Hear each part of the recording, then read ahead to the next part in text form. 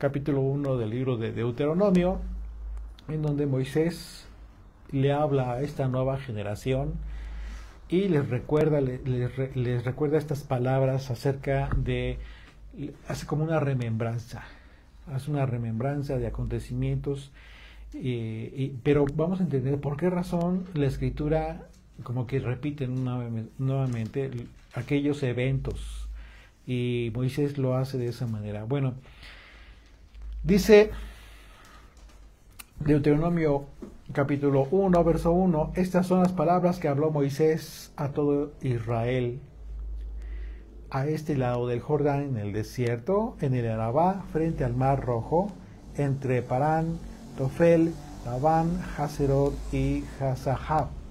11 jornadas hay desde Horeb hasta camino del monte de Seir hasta Cades Barnea. Este lugar en donde Moisés habló al pueblo es un lugar en donde se alcanza a ver la ciudad de Jerusalén hoy en día. Y aunque en aquel momento se contempló como la tierra prometida, pues imagínense esta vista, en realidad lo que hoy se contempla en toda aquella región antes de Jerusalén se ve como una tierra deshabitada, lejos de que pudiera alguien imaginarse respecto de una tierra prometida. Pues esto en consecuencia por lo que ha sucedido en todos estos siglos, ¿sí? Sin embargo, cuando Moisés y todo el pueblo contemplaron la tierra prometida desde este lugar que estaban a punto de poseer, en realidad vieron una tierra floreciente, una buena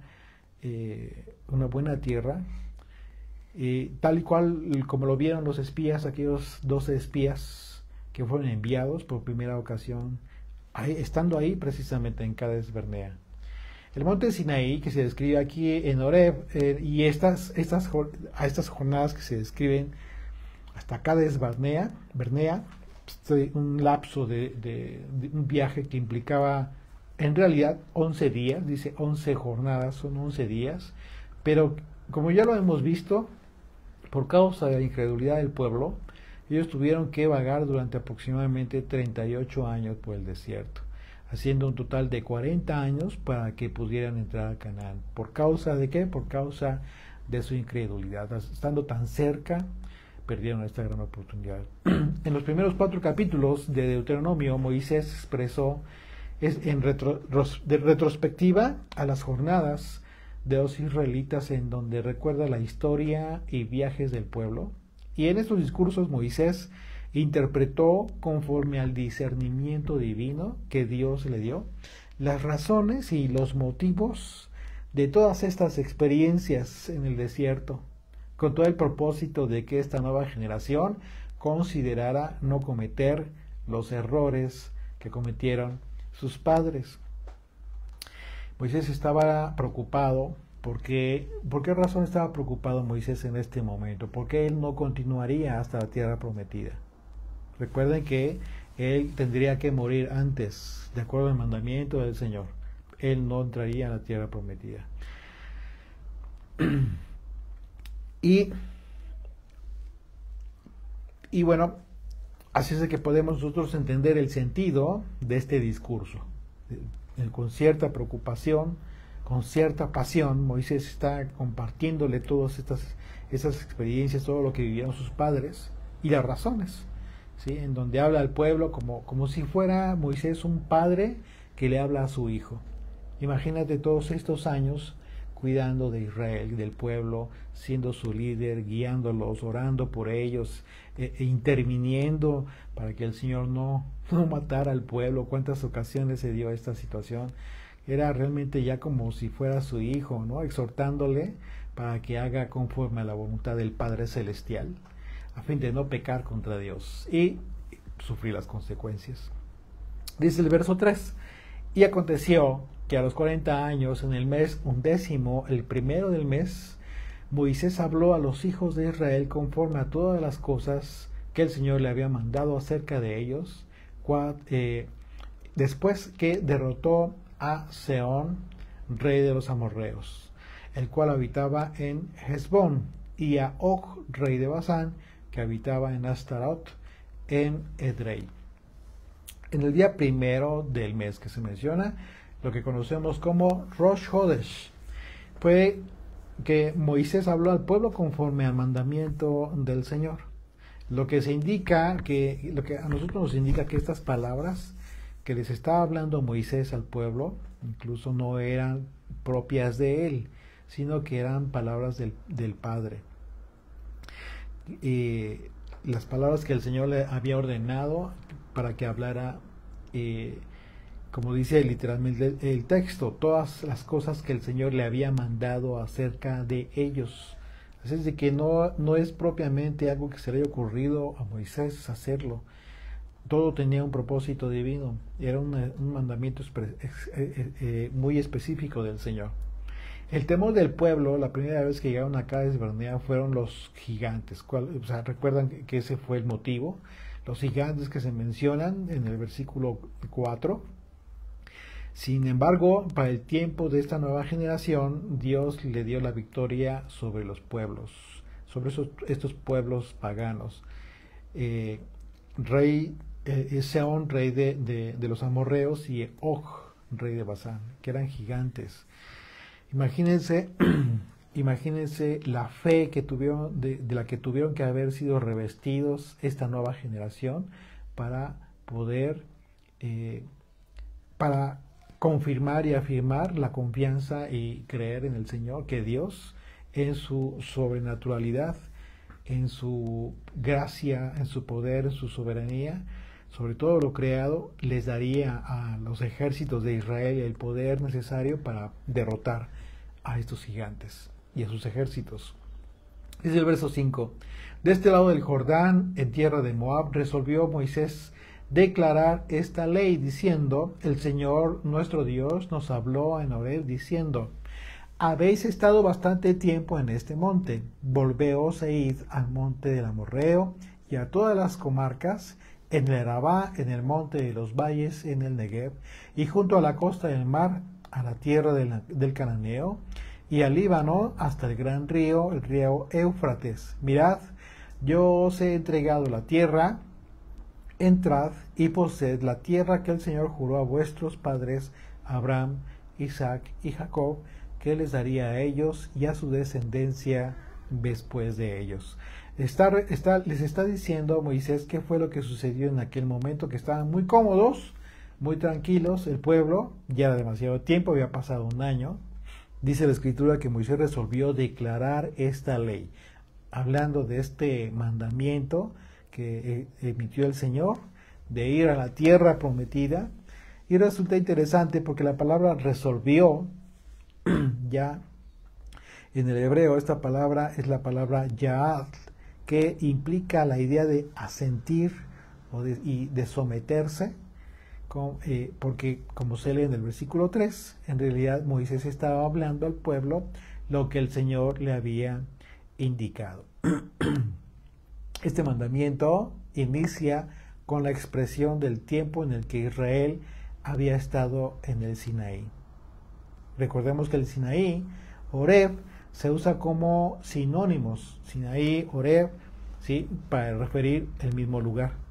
Y estuvieron en ese lugar por espacio de un año aproximadamente, y entonces el mandamiento fue tomar la tierra prometida que el Señor había ya entregado a Israel, a aquella generación y a su descendencia.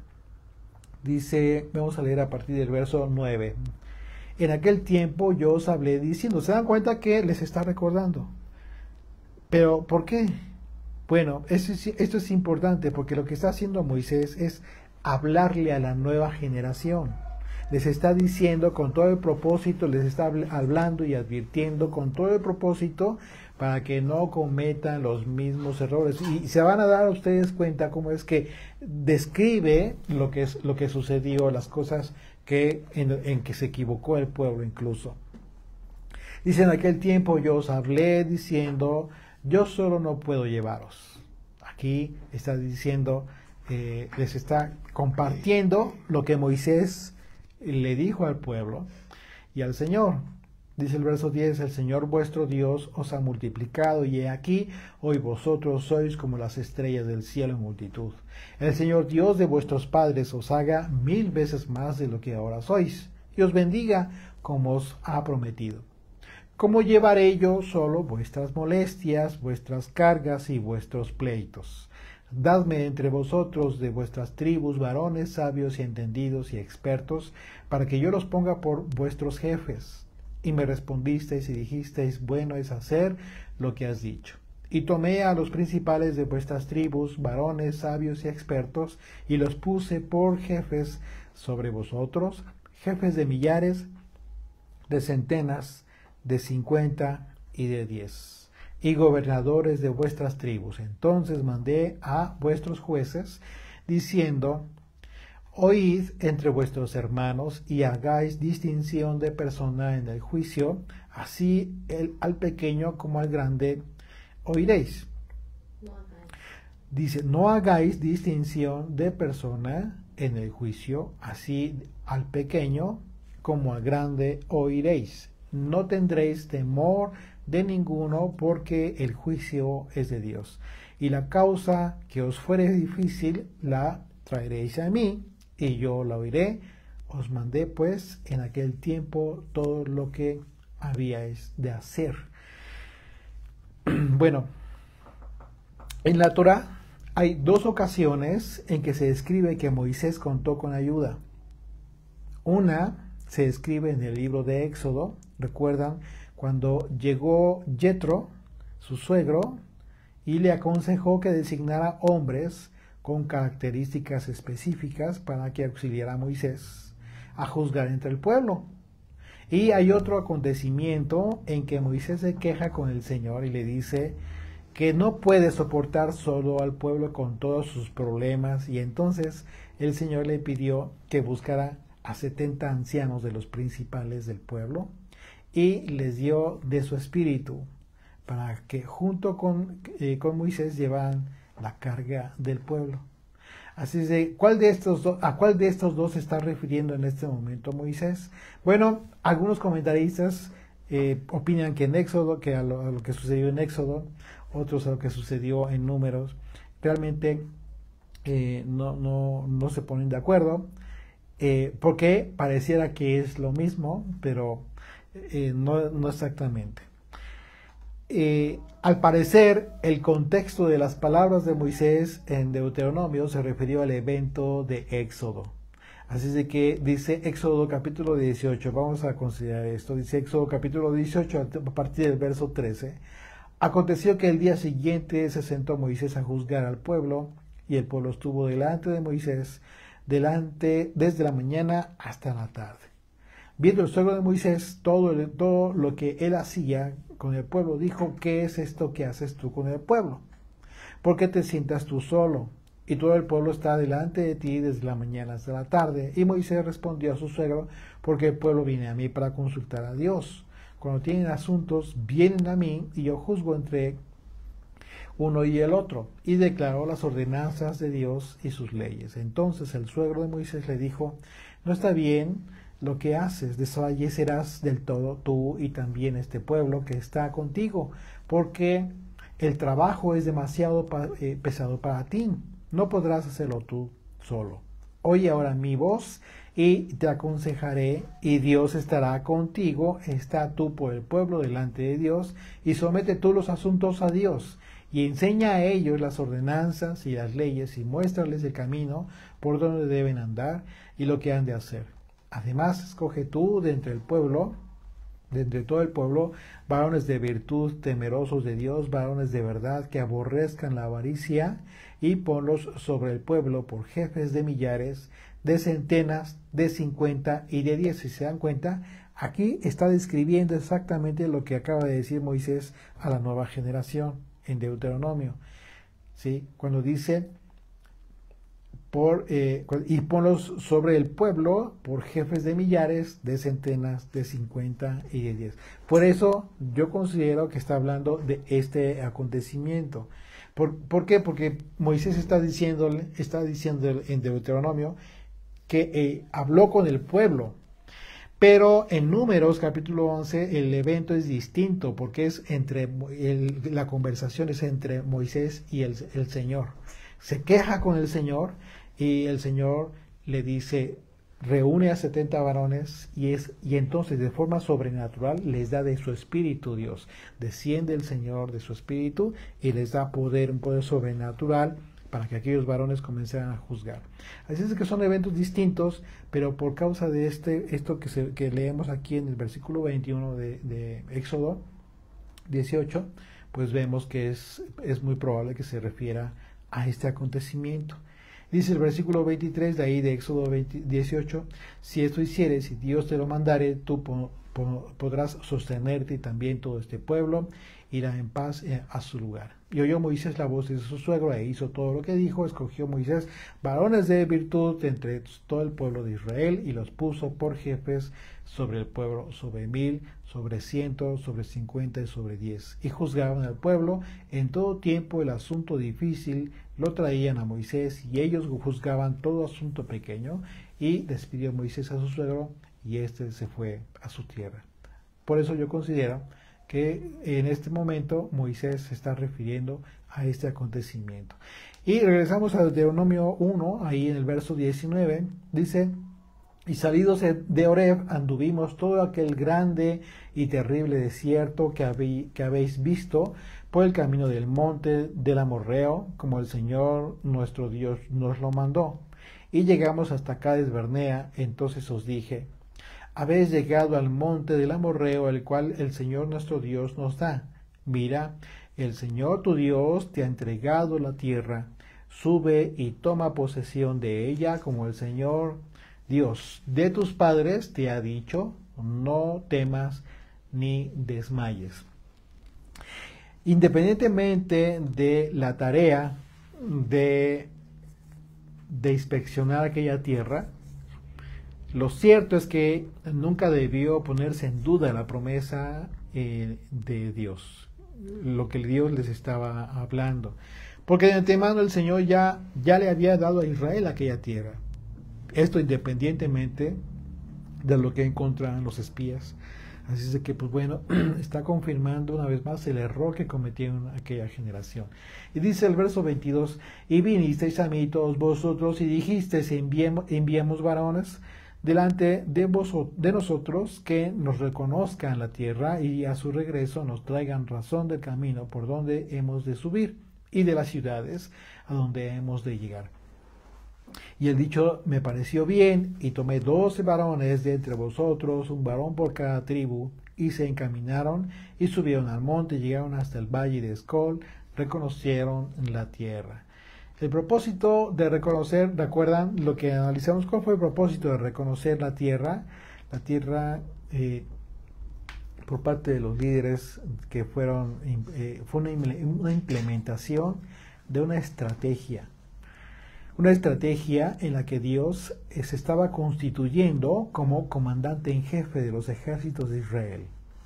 Así es de que el comandante estaba ordenando la avanzada con características de reconocimiento del terreno que sería ocupado por Israel, y esto implicó que se prepararan para la guerra, por supuesto, porque ese había sido el propósito primordial del censo que ya había ordenado el Señor. Para eso, precisamente, para ese había sido el propósito primordial del censo, para que Israel se preparara para la guerra, contara con determinado número de soldados para conquistar la tierra prometida. Y entonces Israel debió haber tenido la convicción de que la batalla sería peleada por Dios mismo. ¿Por qué? ¿Por qué tendría que ya haber tenido esta convicción el pueblo? Bueno, porque desde un principio, desde antes incluso de salir de Egipto, el Señor estaba peleando su batalla del pueblo, estaba peleando por Israel, por el primogénito. Así es de que no había motivo para dudas. Y lo único que tenía que hacer Israel era confiar, creer en el Señor, tener fe en aquel que hasta ese momento los había sustentado bajo toda circunstancia y de forma sobrenatural, por supuesto.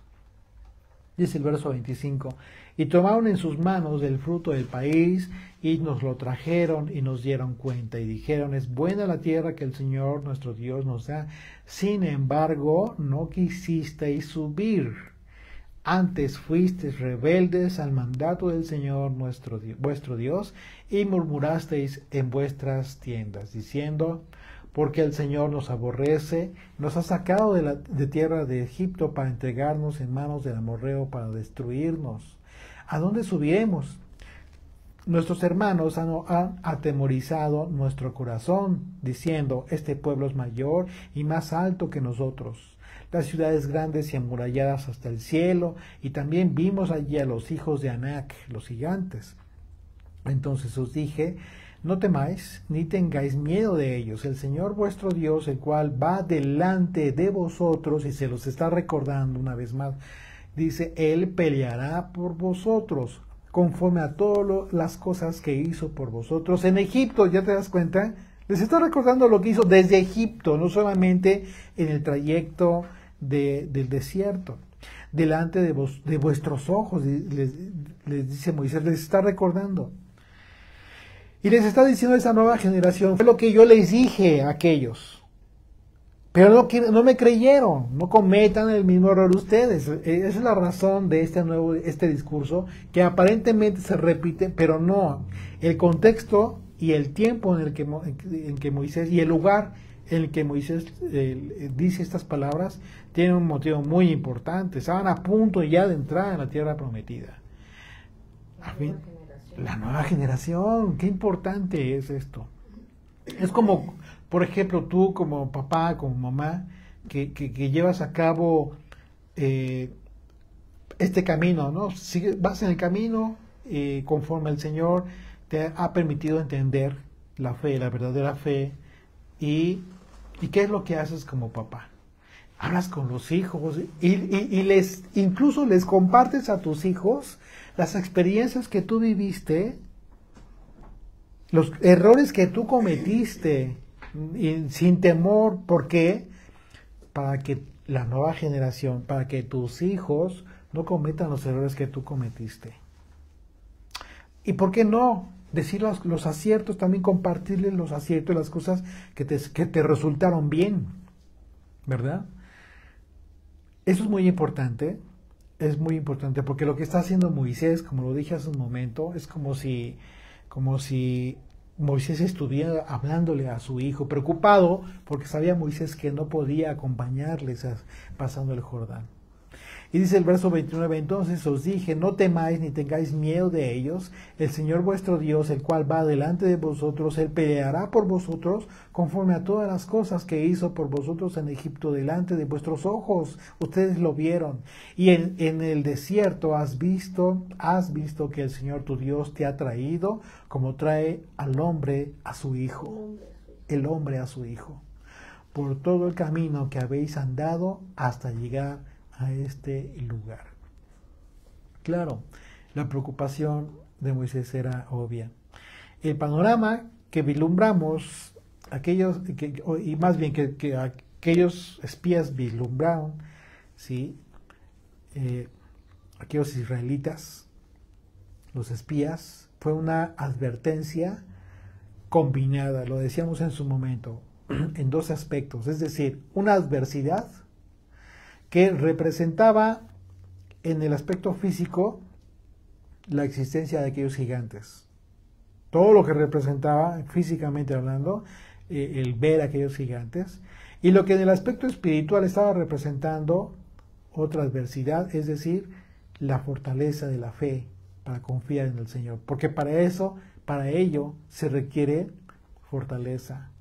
Y en ocasiones es una adversidad, porque a veces no la tenemos. No tenemos la suficiente fortaleza de fe para creerle a Dios.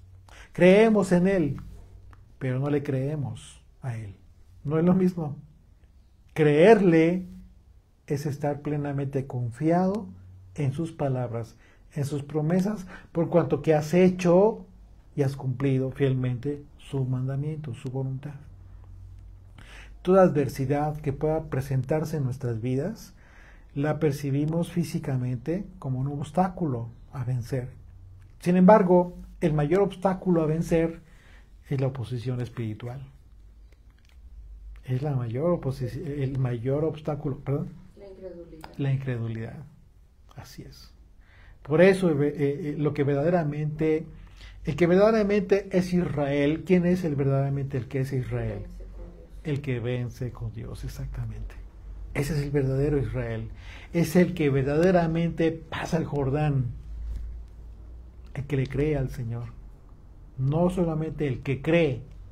Bueno, dice Santiago, hasta los demonios creen, pero ellos tiemblan porque son más conscientes que nosotros. Dice el verso 32, y aún con esto no creísteis al Señor vuestro Dios. Y le está diciendo a esta generación, tus padres no creyeron. Aún con todo esto que sucedió, que todo lo que hizo Dios por el pueblo. Quien iba delante de vosotros por el camino para reconoceros el lugar a donde habíais de acampar, con fuego de noche para mostraros el camino por donde anduvisteis, y con nube de día. Cuando las personas no tienen fe en sí, son personas incrédulas. Y una característica muy especial en ellos es que aunque vean lo sobrenatural, fíjate qué impresionante, aunque vean lo sobrenatural de Dios en circunstancias de la vida, su propia incredulidad les impide ver a Dios en todo lo que existe. Porque incluso lo sobrenatural de Dios lo llaman coincidencia, lo llaman destino, lo pueden llamar de cualquier otra forma, pero no pueden ver a Dios. Esa es la gran diferencia entre una persona que tiene fe, que le cree al Señor, y una persona incrédula. Así es que ya te puedes dar una idea de que entre el pueblo aún hay muchos incrédulos. Dice el verso 34, y oyó el Señor la voz de vuestras palabras, y se enojó y juró diciendo, no verá hombre alguno de esta mala generación la buena tierra que juré que había de dar a vuestros padres, excepto Caleb, hijo de Jefone, él la verá, y él le dará a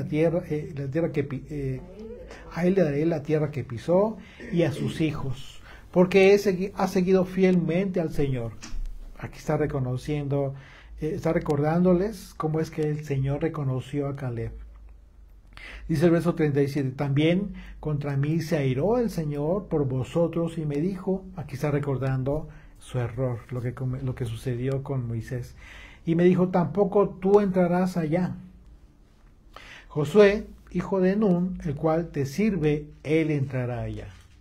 Anímale, porque él la hará heredar a Israel, y vuestros hijos y vuestros niños, de los cuales dijiste que servirían de botín, y a vuestros hijos que no saben hoy lo bueno ni lo malo, ellos entrarán allá. Y a ellos les daré, y ellos la heredarán. Pero vosotros volveos e id al desierto, camino del mar Rojo. Les está recordando a esa nueva generación Moisés lo que sucedió, la mala decisión que tomaron aquella generación, la sentencia de Dios, que incluso él recuerda que a él mismo el Señor le dijo, tú no entrarás a tierra prometida, sino que en tu lugar entrará aquel que sí me creyó y que fue fiel, Josué. En respuesta a la incredulidad de Israel y la falta de confianza en el amor de Dios, el Señor juró que la generación adulta que salió de Egipto no heredaría la tierra prometida, sino que moriría en el desierto desolado. El Salmo 95 refiere en alabanza y adoración a Dios, y en el contexto el salmista recuerda este evento en el que el Señor emitió aquel decreto divino. Salmo 95, verso 8, a partir del verso 8 dice, no endurezcáis vuestro corazón como en Meriba, como en el día de Masá, en el desierto, donde me tentaron vuestros padres, me probaron y vieron mis obras. 40 años estuve disgustado con la nación y dije, pueblo es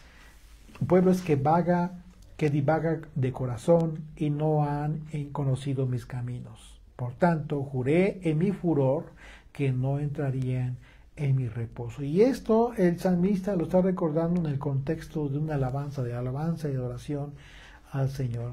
Así es de que, y bueno, las únicas excepciones en este juicio fueron Caleb y Josué. Estos fueron los dos fieles entre las dos espías que regresaron con el informe de la tierra prometida, creyéndole al Señor y animando al pueblo incluso. Pero los otros 10 se encargaron de desanimar al pueblo. Y dice el verso 41, entonces entendisteis y me dijisteis, respondisteis y me dijisteis, hemos pecado contra el Señor. Nosotros subiremos y pelearemos conforme a todo lo que el Señor nuestro Dios nos ha mandado. Demasiado tarde, ya había emitido el decreto el Señor. Y os armasteis cada uno con sus armas de guerra y os preparasteis para subir al monte. Aquí los israelitas están cometiendo otro error. Cometieron otro error, más bien, y les recuerda esto que sucedió. Moisés, sí, después de haber recibido ya la sentencia de Dios, quisieron cambiar su decisión. Tú no puedes presionar al Señor, tú no puedes obligarle, tú no puedes hacer las cosas en contra del Señor. Y eso es lo más delicado, que puedes arrepentirte, te das cuenta de tu error, pero ya es muy tarde. Qué duro, ¿no? Qué duro, porque ellos de verdad se arrepintieron y quisieron enmendar las cosas, pero a su forma. Ya no el Señor de por medio, ni Él por delante, sino ellos en sus propias fuerzas. Ellos quisieron cambiar su decisión, solo que en su proceder fue ya en la carne y no en el espíritu. Y las consecuencias de obrar, considerando que podemos obtener las promesas divinas por nuestros propios méritos, pues son desastrosas. ¿Por qué? Porque las promesas divinas son alcanzadas, sí, por obrar, por supuesto, por esforzarnos físicamente, porque el mismo Padre le dijo a Josué, esfuérzate y sé valiente. ¿Pero en qué? Pues en cumplir mi ley, no te olvides de mi ley. En eso, no en lo que se te ocurra y como se te ocurra, no en tus formas, siempre en la fe, en obediencia y fidelidad a Dios como premisa mayor en todo lo que hacemos. Dice el verso 42, y el Señor me dijo, diles, no subáis, ni peleéis, pues no estoy entre vosotros. Ya no iba el Señor por delante, como se los había recordado, para que no seáis derrotados por vuestros enemigos. Y os hablé y no disteis oído. Antes fuisteis rebeldes al mandato del Señor y persistiendo con altivez, subisteis al monte.